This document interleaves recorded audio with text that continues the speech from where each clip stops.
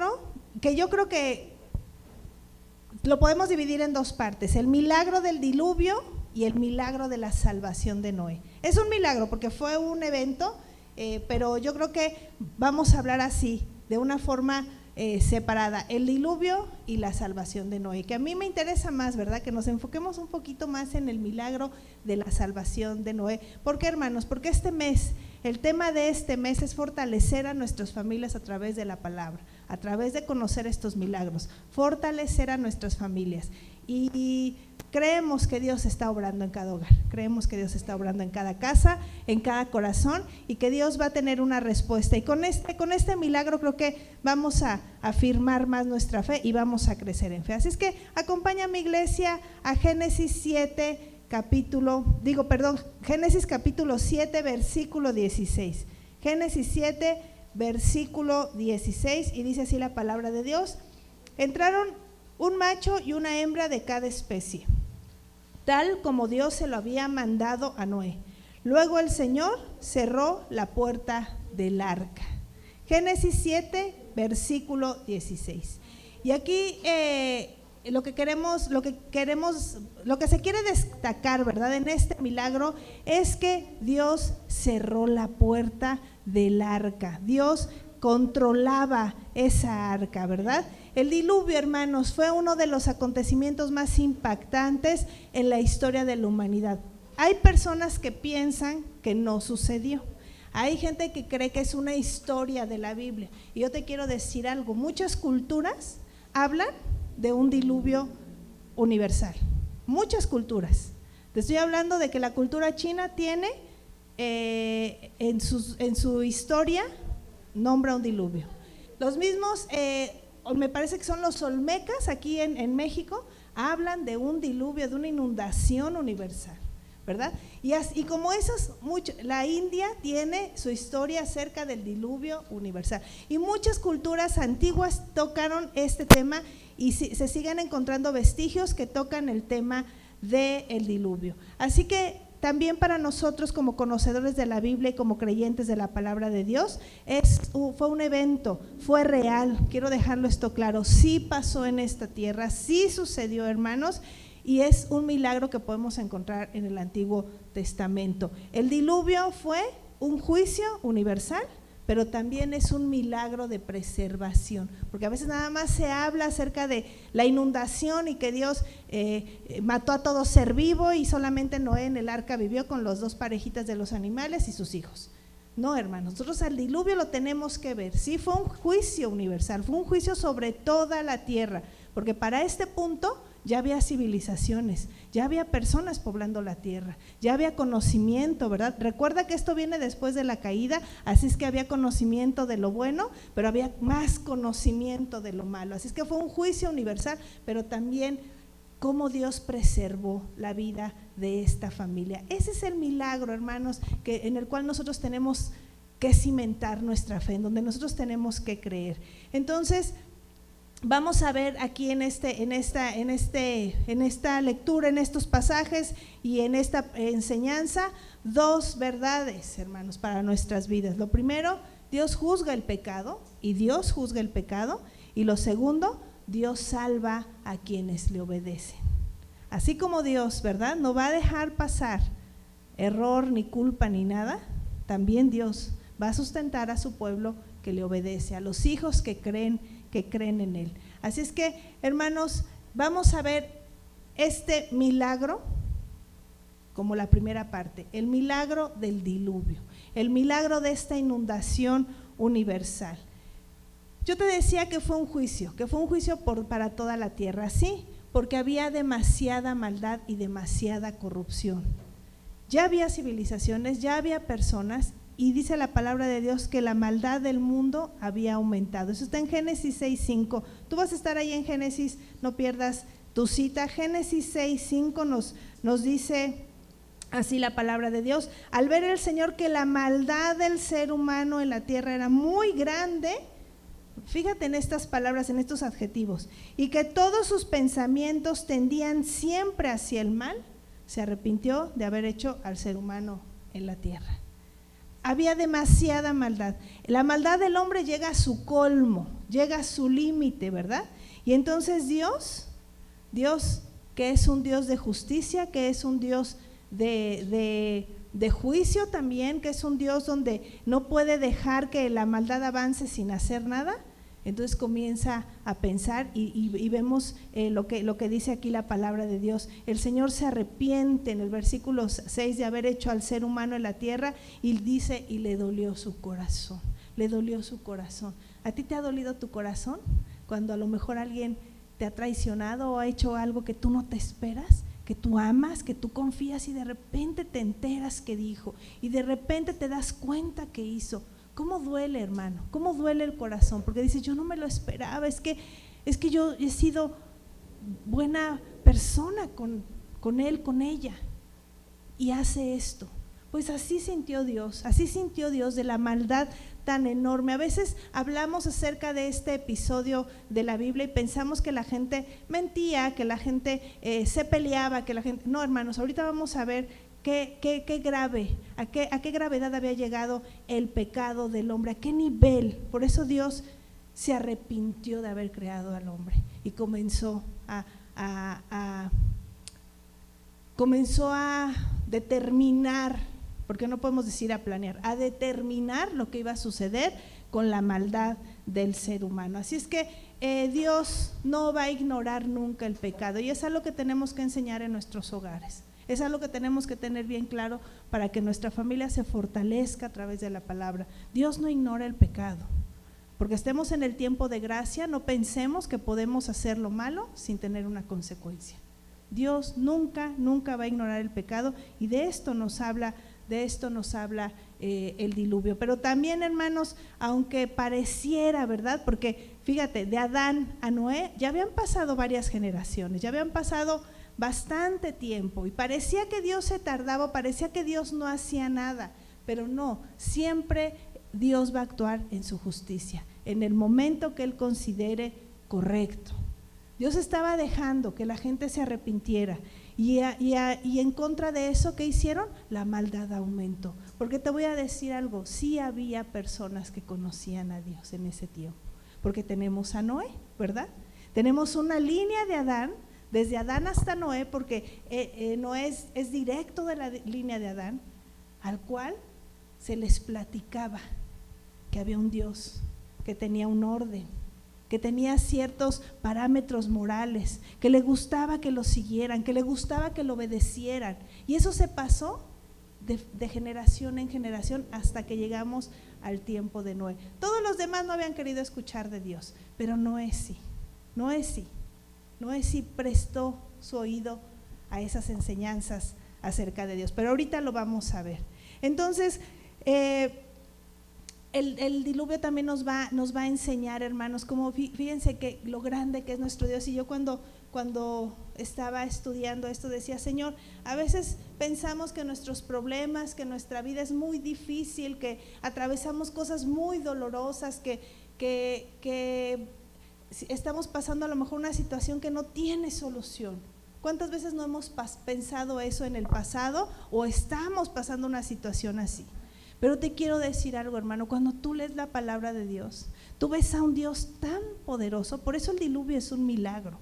A pesar de que fue un juicio, es un milagro, porque Dios es tan poderoso que Él mismo usó la creación para llevar a cabo su obra, porque Dios tiene dominio de lo que Él creó.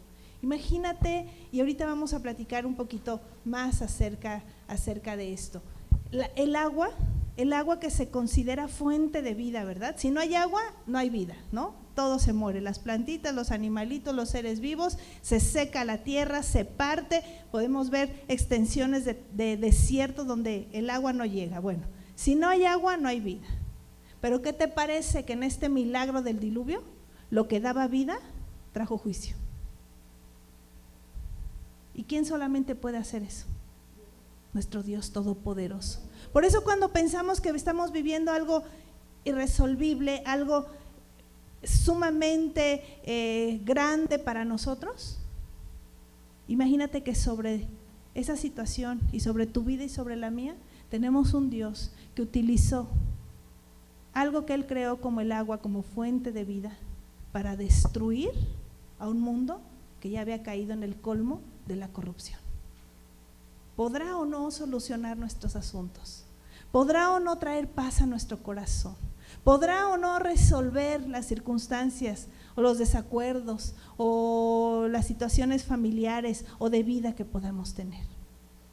Cuando lo ves de esa manera dices, ay Señor, tú eres todopoderoso, tú eres todopoderoso. Y ¿sabes qué, Señor? Qué bueno que te conozco y que puedo confiar en ti. Esta situación es así, a lo que tú resolviste en el tiempo de Noé, que era toda la humanidad pecadora, toda la humanidad caída, corrompida, dado su corazón siempre a lo malo. Y Dios lo resolvió, hermanos. Dios lo resolvió a través de ¿qué? De lo que Él había creado, a través de su creación. La creación le obedece a nuestro Dios. ¿Tú crees que las circunstancias no le van a obedecer? Claro que sí. No hay nada imposible para Dios. Y desde aquí lo comenzamos a ver. Y eso es lo que tiene que ver la gente que está a nuestro alrededor, que creemos en un Dios de imposibles. Tú puedes o yo puedo decir, sí, no hay solución, pero Dios dice, soy el Dios de imposibles. Soy el Dios de imposibles. Para ti hay un límite, para mí no existe, porque yo estoy sobre lo que cree. Y tú eres creación mía y lo que vives y lo que experimentas está bajo mi control. Esto es impresionante, hermanos. Pero fíjate lo que sucedió. ¿Por qué te estoy diciendo esto? La Biblia nos dice que se abrieron las fuentes del abismo y las cataratas de los cielos. Hermanos, cuando pensamos en el diluvio, a veces pensamos que cayó la lluvia como nos cae a nosotros, ¿no? Que nos inundamos, que se inunda Calzada de Tlalpan, Periférico, y ya decimos, ¡ay, es un diluvio! No, hermanos. No es un diluvio, esa es lluvia, ¿verdad? Es una tormenta, pudiéramos decir. El diluvio, imagínate que en el cielo había como una cúpula, porque recuerda que viene esto de la creación. Hasta el día de Noé, hasta el día del diluvio, no había habido lluvia sobre la tierra. Dice la palabra que la tierra toda se regaba con un vapor que salía de la tierra, ¿verdad? Que subía. Bueno, había una cúpula de agua en su estado gaseoso que cubría toda la tierra, aparte de la capa de ozono que nosotros conocemos.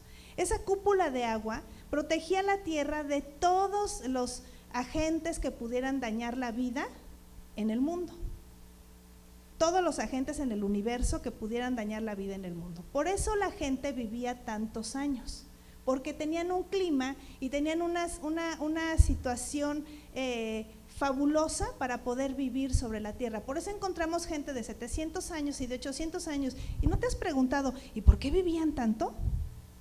Bueno, porque la sustentabilidad de la tierra era perfecta. Recuerda que venían de una creación donde Dios todo lo que hizo, lo hizo ¿cómo? Bueno. Y vio Dios que era bueno, y vio Dios que estaba bien hecho. Entonces la tierra seguía en esa creación, aunque ya el hombre no estaba en el huerto del Edén, ellos seguían disfrutando de esa creación buena. Cuando la Biblia nos habla del diluvio, de donde subía ese vapor y de lo que cubría la tierra, se rompe. Y entonces toda esa agua contenida debajo de la tierra y sobre la tierra cae encima de la tierra. Y eso fue el diluvio. Por eso te digo, no fue una lluvia, no fue una situación leve, que nosotros decimos, tapó el coche, Dios mío, ¿cómo? No, hermanos, tapó la tierra completa, la tierra completa. Entonces podemos decir que esto solamente fue a través de la voz del Creador. El que lo hizo también lo rompió para que hubiera un juicio sobre esta tierra. Mi pregunta es, ¿ese Creador tiene control sobre nosotros? Ya cuando lo ves desde esta perspectiva, dices, Señor, mi vida está en tus manos, confío y creo en ti. Mi familia tiene que conocer que tú puedes hacer cosas maravillosas sobre de ellos. Si rompiste las aguas, ¿verdad? Las fuentes del abismo y las cataratas de los cielos, tú puedes sanar al enfermo, tú puedes traer al que se fue del hogar, tú puedes convertir al necio, tú puedes perdonar hasta el pecado más grande. Si por tu voz todo eso sucedió. Para mí no hay duda de que creemos en un Dios todopoderoso. Para mí no hay duda de que estamos en el lugar correcto. En el lugar correcto, poniendo nuestra fe en ese Dios. Dios usa lo que forma para corregir nuestras vidas. Dios usó esa agua para corregir al mundo, pero también lo puede usar para nuestras vidas. Así es que tú sigue orando con fe, tú sigue orando con fe por aquellos que no han querido, que se han resistido, que todavía hay reservas. Sigue orando con fe y di: Señor, si es necesario que abras, ¿verdad?, las aguas del abismo, Señor, amén, pero que se rindan a ti, Señor, que te conozcan, que quieran servirte, que quieran escuchar y aprender de tu palabra. Acuérdate, estamos orando para que las familias se fortalezcan a través de la Biblia. No son historias de niños, hermanos, no son historias que los pequeños tienen que aprenderse y conocer y ya, o que se dan en la escuelita bíblica para entretenernos. Son milagros para nosotros el día de hoy, para nosotros el día de hoy. A mí me encanta porque veo a Dios como obra y digo: Señor, eres increíble, pero también siento temor y reverencia delante de ti, porque eres un Dios que obra en justicia. Ese es el milagro del diluvio, ese es el milagro de esa tierra cubierta por las aguas. Pero está la otra parte que yo te decía, la salvación de Noé. Noé fue salvo, ¿verdad? Porque antes de que sucediera el diluvio y antes de que el arca fuera construida, Dios vio obediencia y Dios vio fe en el corazón de Noé. Eso fue lo que sucedió. Por eso él fue escogido para ser salvo. Por eso Noé fue escogido para ser salvo, porque Dios vio esa fe y esa obediencia. Yo te digo que Noé venía de escuchar de Dios, de saber de la existencia de ese Dios creador, de ese Dios justo, de ese Dios bueno, de ese Dios que había hecho al hombre del barro, a su antepasado Adán. Él venía de conocer y de saber eso. Así es que dice en Génesis 6:8 que Noé halló gracia delante de Dios. Dice: Noé contaba con el favor de Dios. De toda la gente en el mundo, solo Noé contaba con el favor de Dios. Esta generación ya estaba corrompida, esta generación ya estaba muy, muy mal. Pero yo te digo, Noé le creyó a Dios, Noé conocía, Noé tenía una relación con Dios. La Biblia no nos especifica de qué manera él conocía de Dios. Yo creo, a mi percepción, es que se había hablado de padres a hijos, de generación a generación. Por eso es tan importante que nosotros en la casa hablemos la palabra, contemos, demos testimonio de lo que Dios ha hecho a nuestras generaciones, a nuestros hijos, porque de verdad, hermanos, no hay mejor testimonio que la vida de uno diciéndole a los demás: Dios es real, mira lo que ha hecho, el Señor me ha sanado, mira lo que dice la Biblia. Yo pienso que así fue el conocimiento que llegó hasta el día de Noé, y que después Noé pasa a sus hijos, porque no crean que se quedó en Noé, ¿verdad? También hay que hablar de la familia de Noé, pero bueno, ahorita tocamos ese tema, ¿verdad? Noé fue un hombre que decide obedecer a Dios. ¿Por qué decimos esto? Mateo 24:37, vamos allá al libro de Mateo 24:37, nos da un panorama de cómo estaba la situación en los tiempos de Noé, que se hace una semejanza a la venida del Hijo del Hombre. Dice así Mateo 24:37: la venida del Hijo del Hombre será como en los tiempos de Noé, porque en los días antes del diluvio comían, bebían, se casaban y daban en casamiento, hasta el día en que Noé entró en el arca. ¿Qué estaba sucediendo en ese tiempo? Vamos a regresar a Génesis 6:11. Vamos allá a Génesis 6:11 y vamos a ver qué nos dice la palabra de Dios. Génesis 6:11. Dice así la Biblia: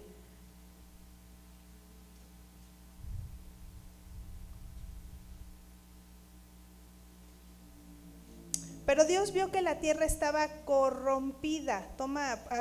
Subraya esta palabra, pon atención, y llena de violencia. ¿Qué era una generación corrompida? ¿Qué era una sociedad corrompida? Yo te digo que la Biblia nos dice que el pecado aumentó, pero ya para esos entonces había ya rituales paganos, había prácticas ocultistas, había corrupción sistemática en todas las áreas de la vida de los hombres o de la sociedad, había violencia como en ningún momento se haya visto, había arrogancia y orgullo que se había puesto en el lugar de Dios. Así es como vivían en los tiempos de Noé. Cuando dice, y se casaban y se daban en casamiento y comían y bebían, es porque estaban viviendo en estos parámetros, lejos de Dios. Ahora, si hacemos una comparación a nuestros días, creo que nos parecemos mucho, ¿verdad? Acuérdate cuando Sodoma y Gomorra, cuando van los ángeles a sacar a Lot, cómo vivía Sodoma y Gomorra, ¿no? ¿Cómo estaba esa sociedad? Bueno, hay un paralelo grande con nuestros días. Así es que Noé, en medio de una sociedad corrupta, en una sociedad malvada, pecadora, Noé había permanecido en obediencia y en fe. No nos sintamos mal, hermanos, cuando a lo mejor en nuestro entorno familiar o nuestro entorno donde nosotros vivimos y nos movemos hay pecado, y que nosotros a lo mejor seamos los únicos que estemos parados en fe. Así estuvo Noé en medio de un mundo que no quería conocer ni saber nada de Dios, pero eso hizo que la gracia de Dios estuviera sobre él. ¿Qué nos quiere decir a nosotros, hermanos? Que la gracia de Dios va a estar o va a distinguir a los que han buscado a Dios. Esto no es una pérdida de tiempo, venir, congregarnos, servir a Dios, creer en Dios, estar en el devocional. Hermanos, eso es estar en la gracia de Dios y distingue nuestras vidas, porque yo sí estoy segura de que cuando la gente ha necesitado algún consejo, alguna palabra, algo de ánimo, ¿verdad? Te ha buscado y te ha preguntado. Porque la gracia de Dios se ve. Nosotros obedecemos y creemos en el Señor, pero a veces no notamos, pero la gracia de Dios está sobre nuestras vidas como Noé, en medio de esa sociedad corrupta, pecadora y perversa. Y eso que no estamos hablando de los gigantes y de la situación que se había vivido, ¿verdad? Que se estaba viviendo hasta esos días. Ese es otro tema, no voy a entrar en eso porque no nos da el tiempo, pero imagínate lo que se estaba viviendo. Imagínate que todo esto llegó al colmo en el corazón de Dios y dijo, basta, todo lo que no hacían, hermanos. Pero Noé obedeció, aunque parecía ilógico. Cuando Dios te ha llamado y te ha salvado y te dice, ámame, sígueme, créeme, va a parecer locura, va a parecer algo ridículo si quieres ante la gente. Las personas te van a decir, pero ahora ¿qué estás haciendo? Pero ahora ¿qué terapia vas? Ahora ¿qué grupo te estás yendo? Bueno, hermanos, sí, parece ilógico, parece locura, pero hay que permanecer, porque así le sucedió a Noé. A Noé le decían, ¿verdad?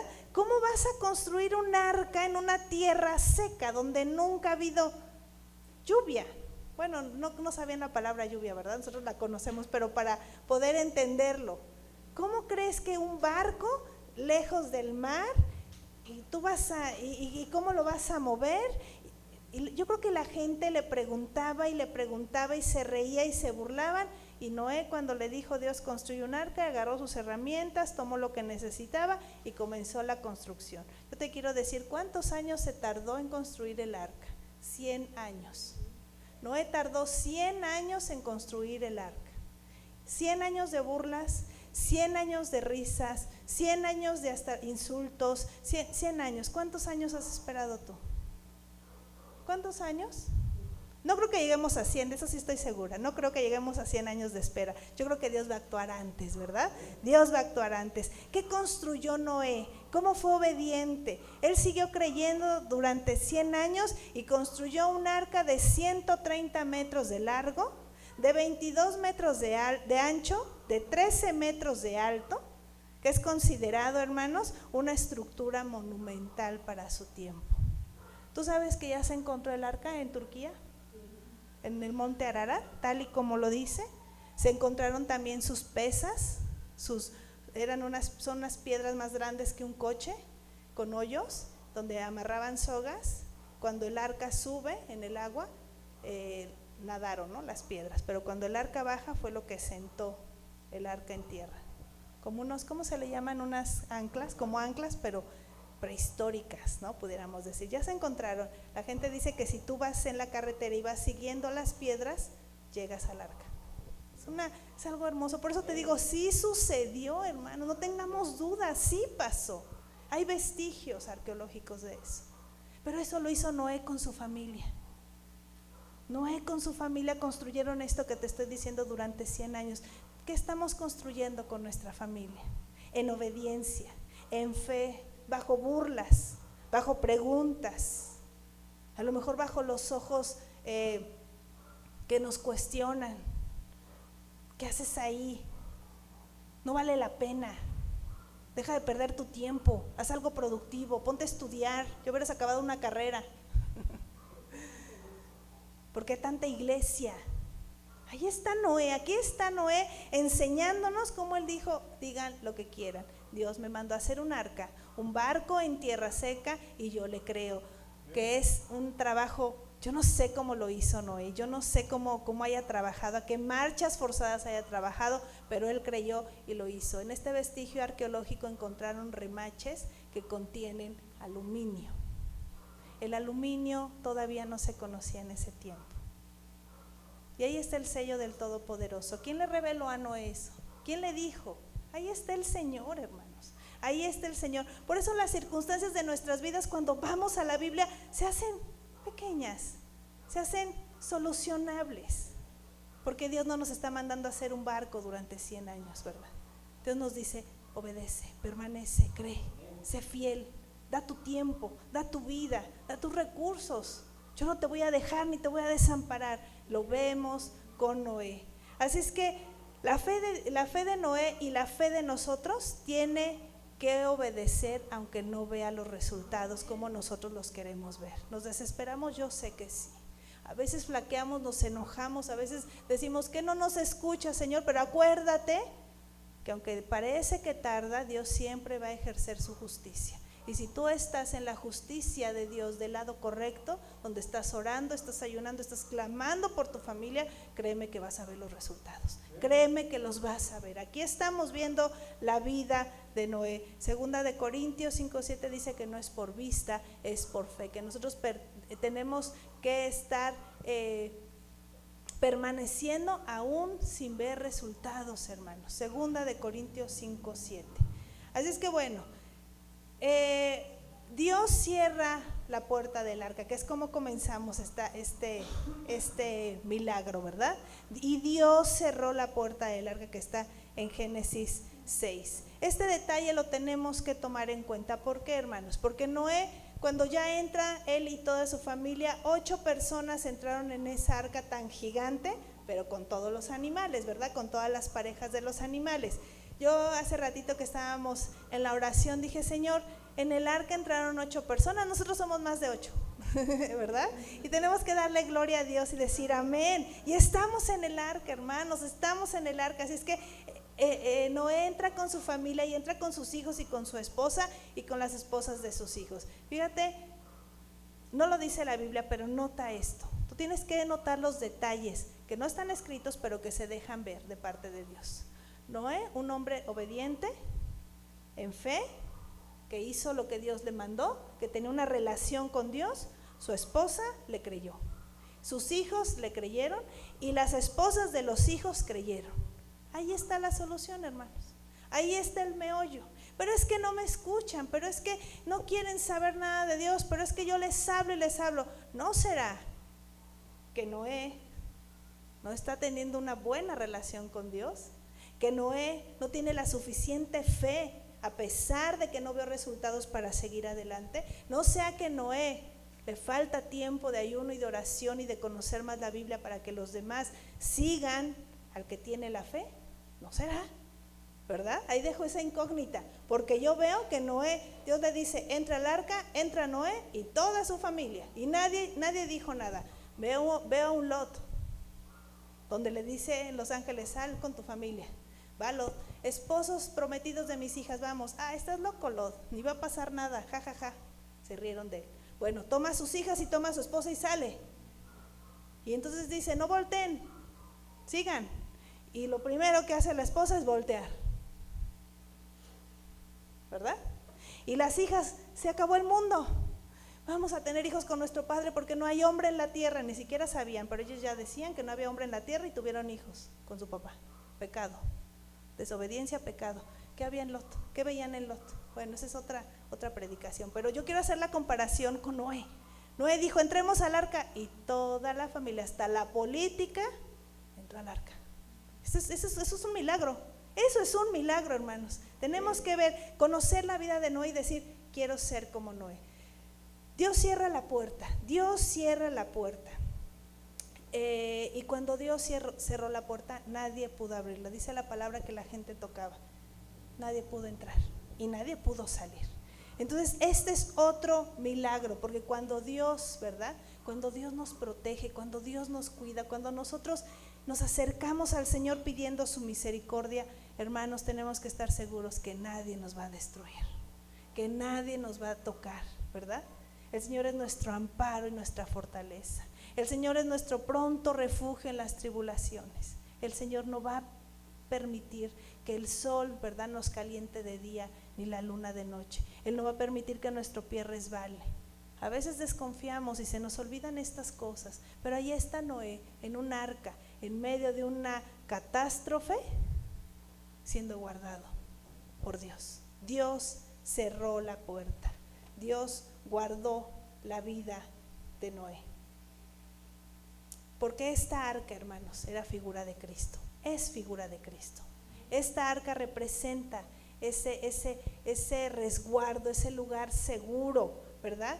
Para esa familia que obedeció, que creyó. A lo mejor los hijos tuvieron alguna duda y decían, pero siguieron a su padre, porque su padre creía fielmente que Dios iba a hacer algo con eso que le había mandado a hacer, con esa obra que le había mandado a hacer.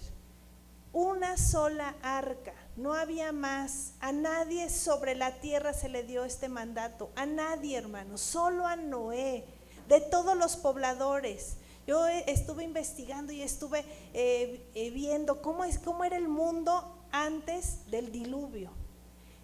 Y fíjate, la Biblia sí nos habla que ya había conocimiento de la metalurgia, que ya había avance en la música, que ya había personas, Jubal, que era un hombre ganadero, que ya había desarrollado, o sea, había civilizaciones, ya había civilizaciones y conocimiento que sobrepasaba, ¿verdad?, mucho de lo que ahora creemos. Ay, eran los cavernícolas. No eran cavernícolas, eran civilizaciones desarrolladas. Había bastante gente ya en la tierra y solo una familia se salvó. Esto nos tiene que maravillar, hermanos, sí nos tiene que sorprender. El arca solamente se le dio a Noé, solamente a él, a nadie más. ¿Qué podemos aprender nosotros? Solo hay un lugar de salvación, solo hay un lugar, solo hay una puerta, solo existe un nombre sobre todo nombre en el que podamos ser salvos, y es Jesucristo. Por eso el arca es figura de Jesús, por eso el arca representa, ¿verdad? Dice Juan 10:9, yo soy la puerta, yo soy la puerta. Juan 10:9, fíjate qué hermosas palabras de Jesús para nosotros. Dice así la palabra de Dios: yo soy la puerta, el que entra por esta puerta, que soy yo, será salvo. Ahí está Cristo en el arca diciendo, ven Noé, ven a salvarte con tu familia, ven, aquí vas a estar seguro, el mundo va a ser destruido, pero tú vas a ser salvo porque entraste por la puerta correcta, tomaste la decisión correcta. Esto es lo que tiene que conocer nuestra familia, esto es lo que tienen que saber, que Jesús, que no hay muchos caminos que lleven a Dios, que no todas las religiones revelan, no, hay un solo camino, y ese es el evangelio de Jesucristo que nos lleva al Padre. Y esta es la vida eterna, dijo Jesús, que te conozcan a ti, el único Dios verdadero, y a Jesucristo al que has enviado. Ese debe de ser nuestro mensaje para todo aquel que lo esté necesitando, hermanos.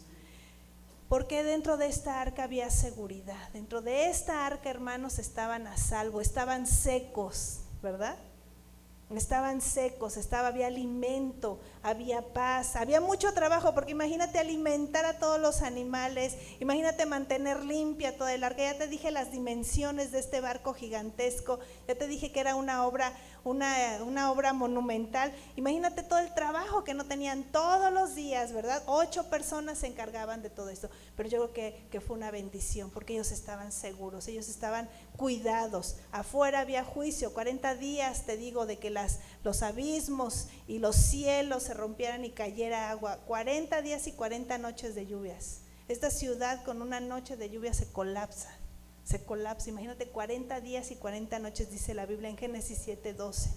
Fue una catástrofe a nivel mundo, mundo.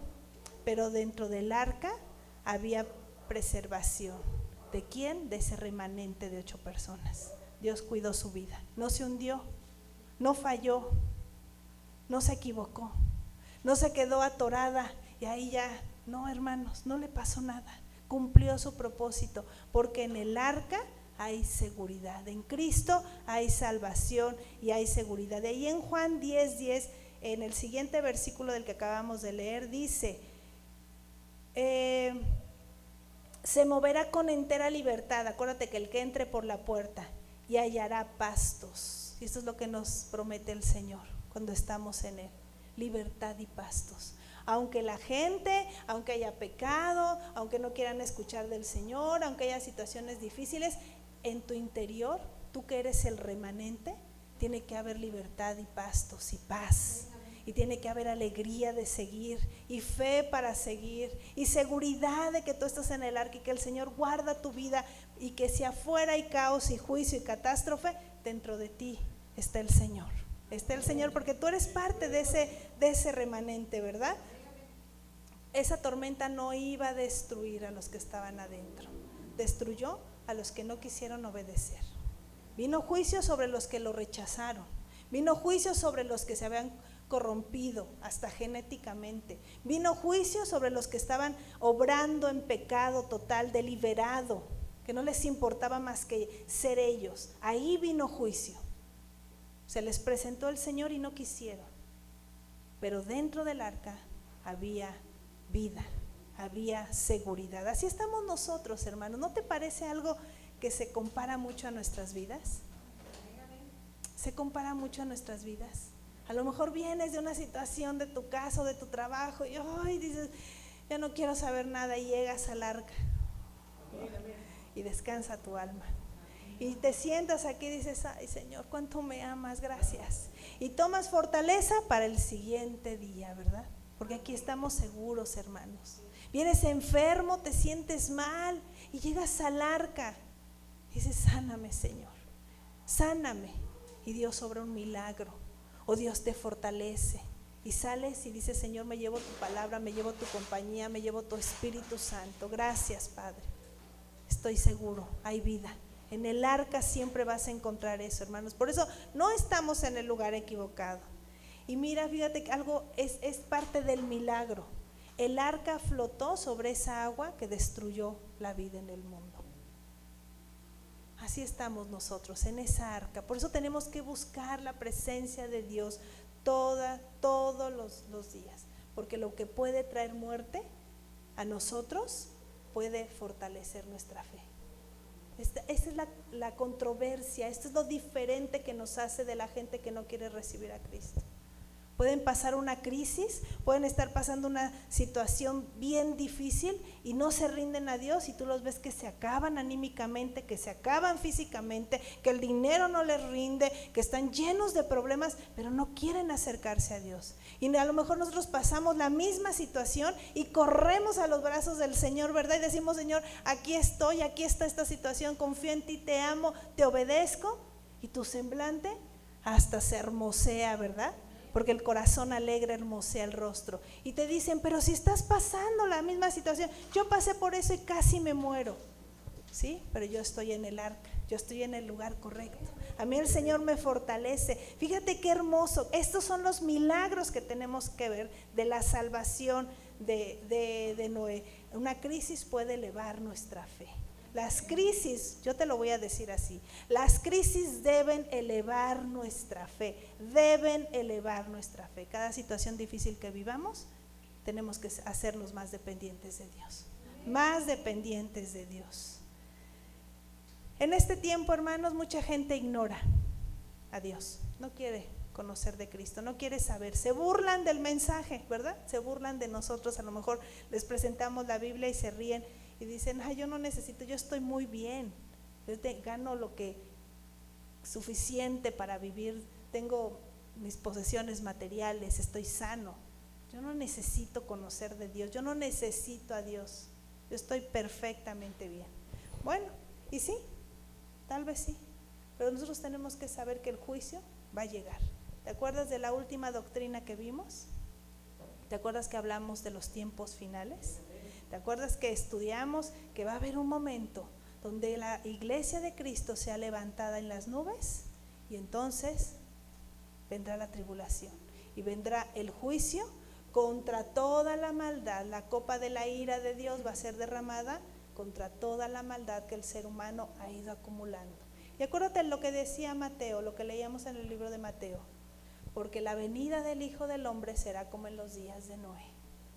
Y se están pareciendo mucho. Yo creo que cada vez, ¿verdad?, se parece más. Pero tú y yo tenemos que preparar nuestra arca espiritual y tenemos que enseñarles a los demás a preparar su arca espiritual. ¿Cómo es esto? ¿Cómo es preparar el arca espiritual? Bueno, significa vivir en obediencia, en santidad y en comunión con Dios, o sea, permanecer en el Señor a pesar de las dificultades que vivamos, a pesar de los obstáculos que tengamos. Nosotros tenemos que ser obedientes, tenemos que buscar la santidad y la comunión con Dios y creer que nuestro Dios es un Dios de imposibles.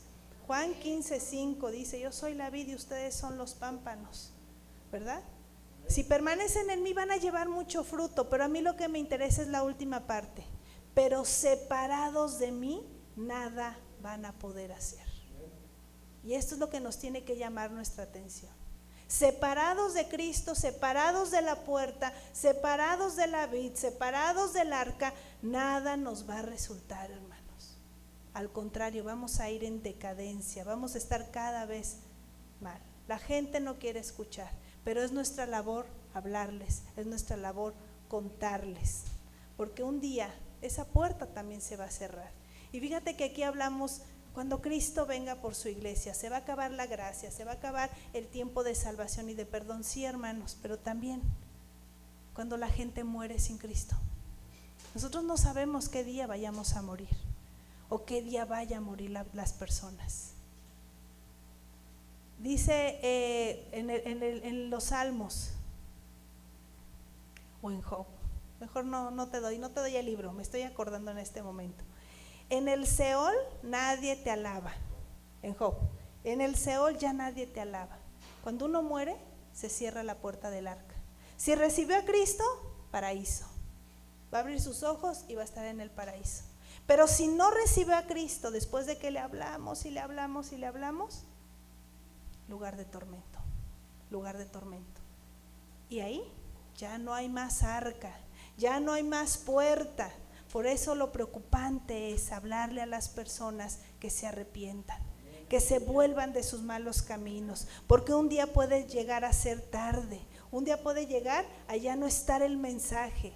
Y no porque pensemos y claro, va a ser una bendición si todos vemos el arrebatamiento, hermanos, eso sería algo precioso, algo hermoso, pero el día de mañana no sabemos qué va a suceder, ¿verdad?